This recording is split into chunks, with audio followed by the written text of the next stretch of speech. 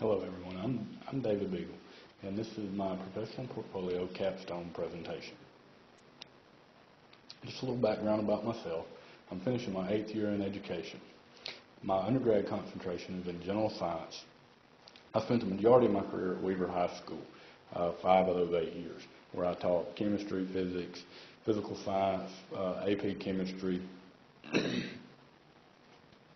In 2014, I was a recipient of a CORE classroom grant. CORE stands for the Collaborative Regional Education.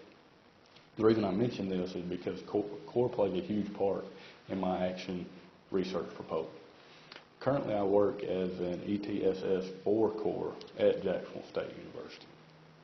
Now let's look at my action research proposal. The problem that I've found is that students at Weaver High School are not scoring well on the science subtest of the ACT. The goal of this action research proposal is to improve those test scores on specifically the science subtest of the ACT.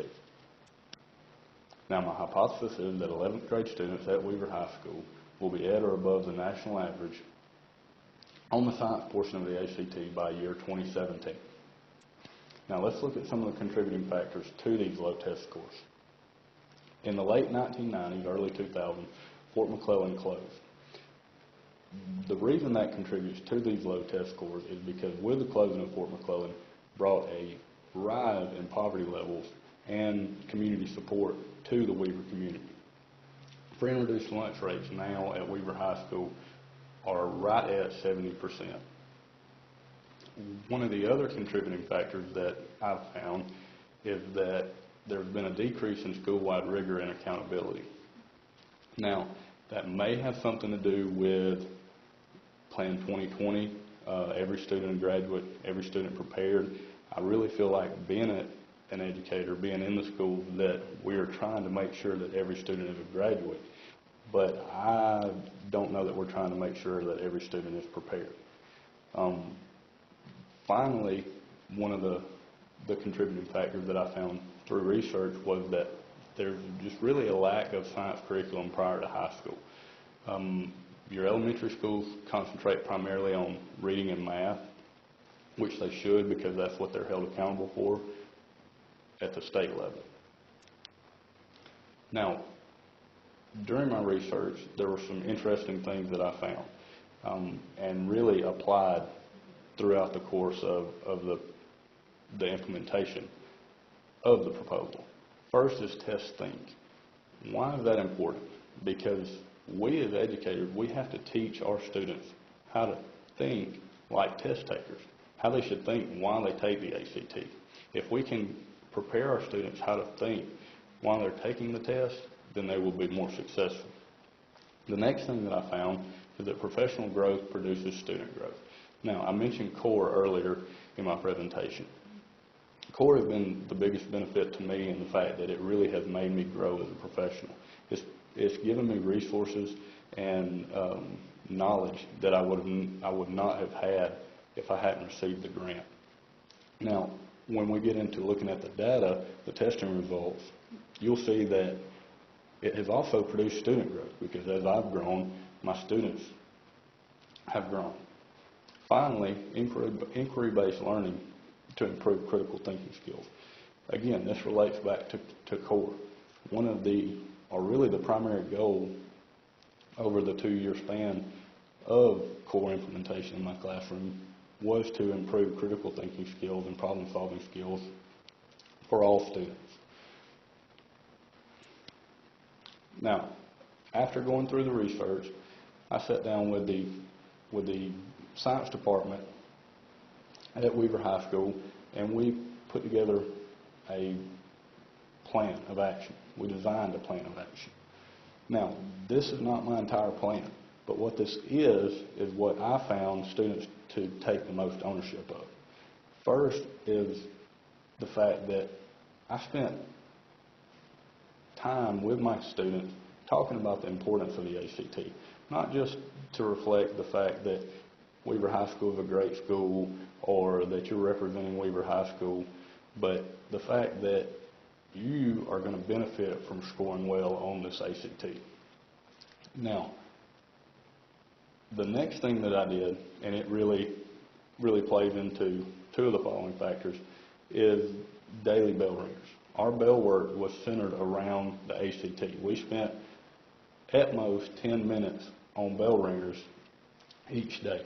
Those bell ringers would be one example of a practice test question. We would dissect that test question, talk about what they needed to look at and what they didn't need to look at. This is really when I taught my kids how to use that test think mentality. The increase in graph interpretation and reading of nonfiction text took place here as much as anywhere in the bell work. We really dissected the graphs that are a part of the science portion of the ACT, because if you can't interpret a graph, you are in bad shape on the ACT, on the science portion of the ACT. The reading of the nonfiction text plays into that text think, or that test think. A lot of students struggle with the large words or the words that they don't know the meaning of in the science portion of the test. A lot of that is just a distraction. Through research and implementation, I found that many times you can insert some generic word in that case. So we really dissected that and talked about how to improve your scores based around those things. The final thing was a creation of an account on an ACT Prep app. Many of the students took this upon themselves to download it on their device, and not only would they work through these practice tests in class, but they would also do it on their own time. And the great thing about ACT Up is the one that we relied on most heavily in my classroom, is that it is based off of need. You take a practice test, a pre-assessment, and it places you in a category or on a level, and it works you up. It gives you questions at that level and then builds on that knowledge as you score higher over the course of your practices. Now let's look at the plan in action. I talked about the growth that you'll see in my students as well as I've seen in myself. But first, let's look specifically at the science portion of the ACT, which is what these scores reflect. The benchmark score on the science portion of the ACT is a 23. Well, you can see based off of this data that not even the national average of students score at benchmark. So the science portion of the test is somewhat difficult. Now, what this data represents is the 5-year span that I was at Weaver High School. In years 2012, 13, and 14, I have the color variation there because those years, all 11th grade students were not required to take the ACT. In 2015 and 2016, every student at Weaver High School that's in the 11th grade were required to take that test. So in 2012, we had 46 students take the ACT at Weaver High School. In 2016, we had 86, which should, in my opinion, should tell you why the test score, the average test score, dropped. In 2015 and 2016, we had students with IEPs, we had English language learners, we had a wide variety of students taking that ACT, so that's what caused our drop in numbers as far as our average score. Now, you can see tremendous growth over the course of the 5 years that I was at Weaver. In 2012 and 2013, we had 46 and 49 students taken. In 2014, that number jumped up into the mid-60s, which is why our test scores dropped, in my opinion. In 2015 and 2016, those numbers went up into the 80s. Like I said, in 2016, we had 86 students take that test. But you can see the growth from 15 to 16. Now, did I reach my hypothesis? No, but we did show growth, and that is one of the primary things that we look to do in education. Now, what Alabama leadership standards did I address? I addressed standards 1, 2, 3, 4, and 9 throughout this action research implementation. Mission and vision, instructional capacity, instruction, curriculum and assessment, and ethical principles. Now let's look at the second project, that being financial management. One of the things that I really enjoy about my job is being able to implement technology. I think that that's the direction that education is heading, and it's a huge factor in student success in this day and time. So let's talk about technology implementation and how we're going to pay for that, the funding sources. Now, when you're talking about technology implementation, you need to have a plan of attack. These 6 steps here would be my plan of attack, would be the things that I sat down and looked at as an administrator to implement technology in my school. First, it would be device selection. What type of device do I want my students to use? What is my goal as an administrator? What do I want to accomplish? What do I want those devices to be able to do? And then, again, the price. How much money do I have to spend on a device? Secondly is faculty professional development. If your faculty does not know how to use the technology that you're putting in their classrooms, they're not going to use it. Simple as that. Third, we're talking about funding sources. Where are we going to get the money to pay for these things? Is it going to be from local agencies, state funding? Are we going to reach out to the federal government in grant writing? How are we going to pay for it? Fourth, and this is one of the most important things, is infrastructure. It doesn't matter if you have the money to buy the devices. It doesn't matter if your faculty knows how to use it. But if your infrastructure within your school system will not support those devices, then they are simply dust collectors. That's what they're going to be. And then the 5 is user domain. What type of domain do you want to use? Do you want to be a Google educator, a Microsoft? Which direction do you want to go? And those are just 2 examples. And it is all dependent on what you're trying to get accomplished. Now, I'm a Google Apps, G Suite person. I like Google. I'm familiar with it, so that would be my direction.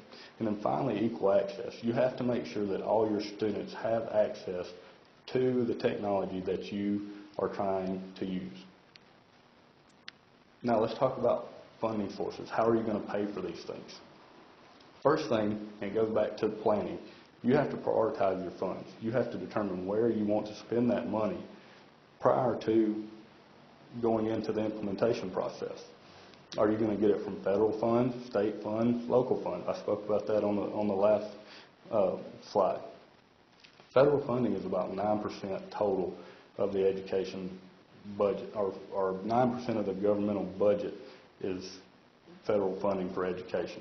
So that would be something that's probably going to be tough to get money, or somewhere that's going to be tough to get money from. Most of your schools are state funded. Many of them struggle with local funding because they don't have the local agencies that have the money to really hand out or reach out to the schools. So majority of your schools, especially in the state of Alabama, depend on the funding from the state. And then finally, your budget committee. You want to put together a committee to approve these priorities and discuss where you want to spend that money. You have to have stakeholder involvement. And this committee is where you can involve all of those stakeholders, because on that committee you're required to involve administrators, teachers, students, outside stakeholders from the community. All of those people can have their hands in funding sources. They can reach out to other people in the community.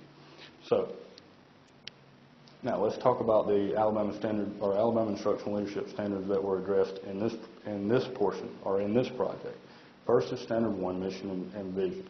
Then we have Standard 3, Instruction, 7, Communities of Engagement, and then finally, Continuous School Improvement. I'd like to talk about my resources. The resources noted here are from the research page that I spoke of: Test Think, Inquiry-Based Learning, and Professional Growth. I'd also like to thank the administrators at Pleasant Valley High School and the leadership team at Piedmont City Schools. And then finally, the data that's been reported on was from Weaver High School's ACT testing data. Thank you.